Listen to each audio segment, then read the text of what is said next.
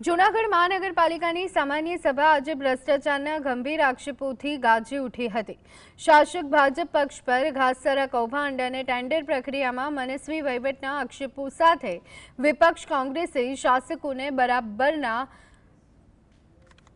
ઘેર્યા હતા। 5% નીચા ભાવનું ટેન્ડર રદ કરી અને 21% ऊंचा भावનું ટેન્ડર મંજૂર કરવાની પેરવી સામે આકરા સવાલો ઉઠ્યા। ચોક્કસ એજન્સીઓ પર મહેરબાની થઈ હોય તેવો ગણગણાટ ચાલી રહ્યો હતો। નવી ટેન્ડર પ્રક્રિયા વગર જૂની એજન્સીઓને મુદત વધારો આપી કરોડોની લાહણી કરવાના પુરાવા રજૂ કરાયા। વિપક્ષના આક્રમક તીવર સામે કમિશનર સહિતના સત્તાધીશો લાચાર દેખાયા અને પાયાવિહોણી દલીલો કરતા નજરે પડ્યા। શું જનતાના ટેક્સના પૈસાથી મળતિયાઓને ફાયદો કરાવવામાં આવી રહ્યો છે? જૂનાગઢમાં વિકાસના નામે માત્ર વહાલા દવલાની નીતિ ચાલી રહી હોય તેમ લાગી રહ્યું છે।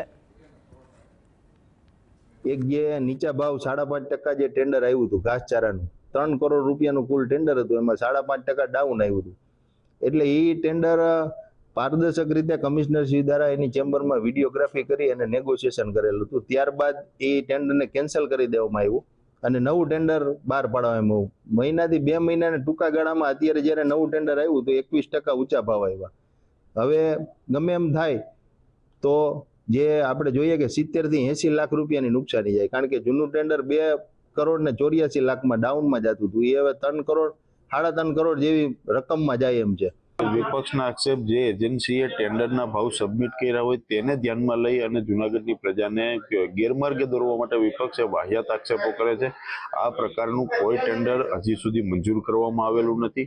આ ટેન્ડર એજન્સીએ ભાવ ભરેલા છે, પરંતુ ટેન્ડર પ્રક્રિયા એ વર્ક ઓર્ડર આપીએ અને કામ પૂર્ણ થઈ ગઈ ત્યારે ટેન્ડર પ્રક્રિયા પૂર્ણ થઈ ગયેલ ગણાય। આ કોઈ પણ પ્રક્રિયા હાલ પૂર્ણ થઈ ગયેલ નથી, કામગીરી ચાલુ છે।